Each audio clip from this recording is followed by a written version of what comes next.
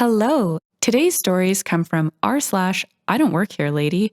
Today we have a slightly older but single amazing story with 4 updates and a conclusion. I don't work here, and my husband's essentially your boss, also known as Professor from Hell Saga. I'm on a burner account in the improbable event this would get back to anyone involved. Note, PFH equals Professor from Hell. My husband works for a pretty prestigious university as the Director of Student Life. He oversees a decent-sized staff, and their work encompasses all manners of student activities, groups, Greek life, etc. A little background before I get to the incident. A few months ago, we were expecting our baby. Most people on campus knew this and knew that my husband, let's call him Joe, would be taking paternity leave. When the big day came, I called him at work and told him it's go time. Meet me at the hospital, and he dropped everything and ran out the door, as you do. In the delivery room, we had plenty of downtime, so from time to time, he checked his work email while I rest. He's looking through it and goes, "What the fuck?" A professor wrote him the most caustic, unhinged rant saying, basically, "I came into your office to see you about a matter concerning my students, and you weren't there, despite the department hours clearly stating 8 to 5. This is unacceptable and unprofessional. Contact me immediately," etc. He laughed out loud and said, won't she feel silly when she gets his out-of-office reply? But no, 10 minutes later, she's harassing him again. Finally, he sent her a very terse reply, and it seemed that was the end of that, but not for long. Every day for the next week, this professor came into the office demanding to know if Joe was there. More than one tear was shed by the staff during this time. I don't know exactly what she was saying or why no one else could do what she needed. The staff was kind enough not to burden Joe with this while he was on pat leave. But reports are, it was like having an angry Dementor come through.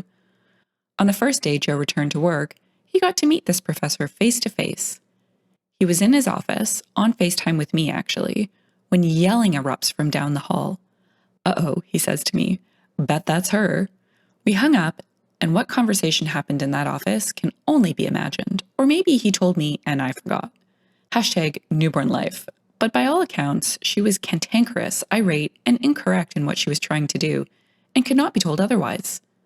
As he is in charge of the department, but not of her, he could only put his foot down on the request, but not the behavior. Finally, she left, and the whole situation was done and dusted, finished and forgotten. But again, not for long. Fast forward to yesterday, I decided to pop in with the baby to surprise him, and hopefully we could go to lunch. Also show off the baby, of course.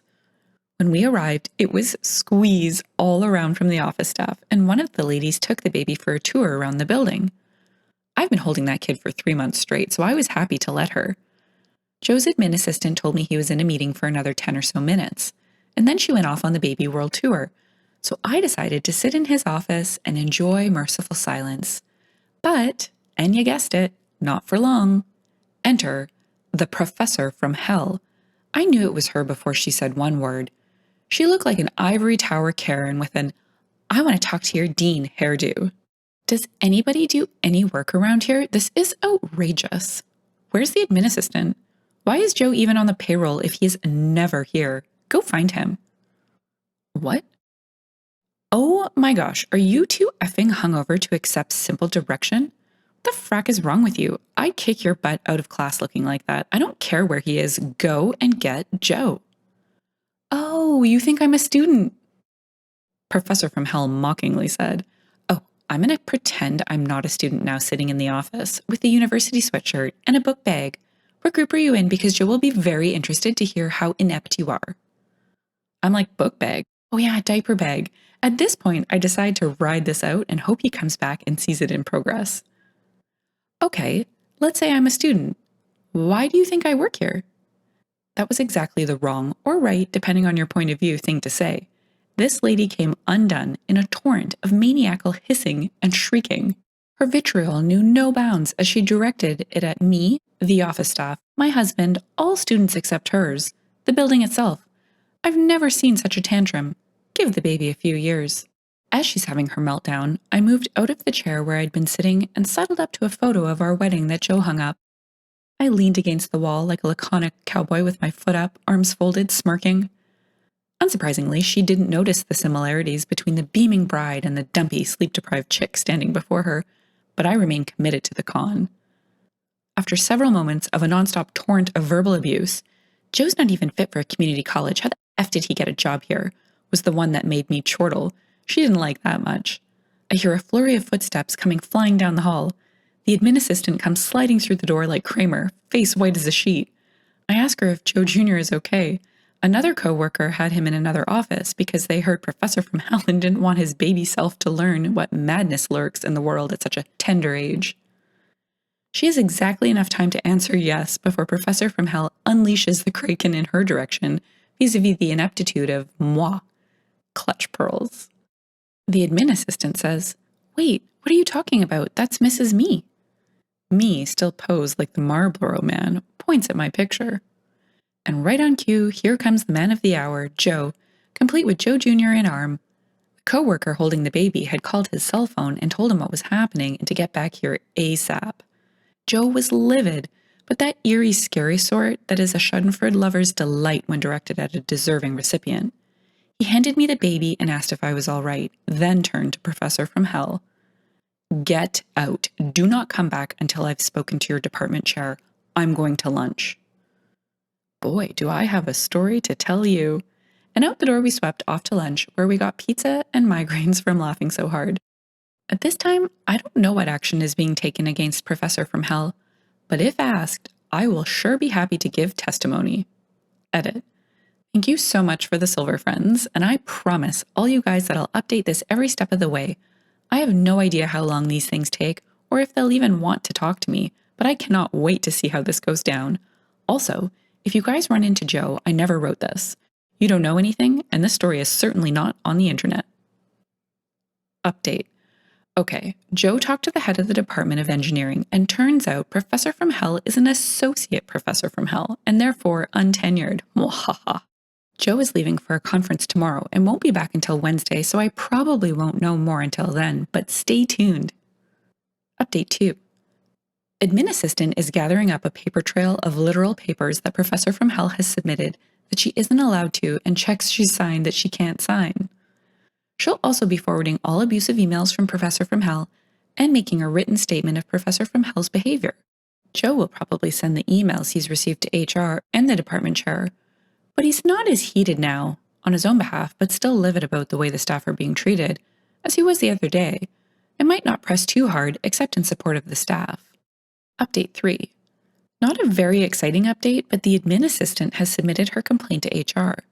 Professor from Hell's department chair suggested to her that she not contact Joe's department, not for the least of which reason the thing she's trying to do can only be done by students, and she overtook their responsibility in an effort to mega-ultra micromanage them. Quelle surprise that she treats her students like that, and usurped control of a student-led group. In all likelihood, this process will drag on for some time, and she'll probably get a slap on the wrist for both offenses. Update 4. Several months back, I told the tale of a nightmarish professor who, if I do say so myself, I showed up quite nicely. So many people have asked for an update, and at long last, I have one. That witch got censured and asked to step down and out to another institution, jail, hell, wherever. When we last heard from the Professor from Hell, she was making support staff and admin assistants cry on a weekly basis. During these summer months, most of the students have been off campus, but that hasn't stopped Professor from Hell from bringing the drama. I'll warn you now, I'm going to obscure some of these details to protect the parties involved, innocent and otherwise. Part of what the Professor from Hell did that started all of this trouble in the first place was steamrolling the leaders of a student group she was mentoring, taking over their responsibilities, and being an absolute monster to everyone involved. She was told umpteen times that the group's treasury was solely a responsibility of the students, and yet refused to let them so much as play a part. Long story short, even though she's given Joe a wide berth, she continues to be abusive to everyone else in the department. He could not let this go on and began a two-pronged approach to flush her out. In addition to working with HR and providing them weekly examples of her awfulness, he also asked the employee who works with the incoming and outgoing checks from and to student groups to dig deep. Sure enough, jackpot eureka! Professor from Hell was signing the checks she canned, submitting the checks she can, hence the fights with the office staff, taking over the funds from the group once received, cooking the books, and skimming off the top. In the same week, Joe received word from HR that action would be taken and learned about the straight-up fraud which probably caused Professor from Hell to be an extra prickly pear. He received a call from the chair of Professor from Hell's college. The guy was halfway around the world on vacation, but he was so disgusted by all of this he actually spoke to Joe to discuss matters. I like to think he was sitting on top of an elephant and or drinking a Singapore sling while making this call. Professor from Hell's horrendous actions now brought to light, she was presented with a choice of police involvement or resignation. Last I heard, she still hasn't made an official reply. Now, if it were me, I'd have chucked Professor from Hell in the slammer and thrown away the key, but the powers that be don't live for messy drama like I do, I guess. There you have it, friends. There's our exciting, if not slightly disappointing conclusion. So long, former Professor from Hell. Good luck finding a job in any school anywhere now. And now for a few comments where we'll gain some insight as to why OP took the approach that she did. How did she react when she realized who you were? OP. The word exsanguinated comes to mind. Had to look that one up. Exsanguinate. To drain a person, animal, or organ of blood. Quoting, a professor wrote him the most caustic, unhinged rant saying basically, I came into your office to see you about a matter concerning my students and you weren't there despite the department hours, clearly stating 8 to 5. This is unacceptable and unprofessional. Contact me immediately, etc. I work for a university in HR and this 100% sounds like faculty. The egos are astounding. Please give us an update.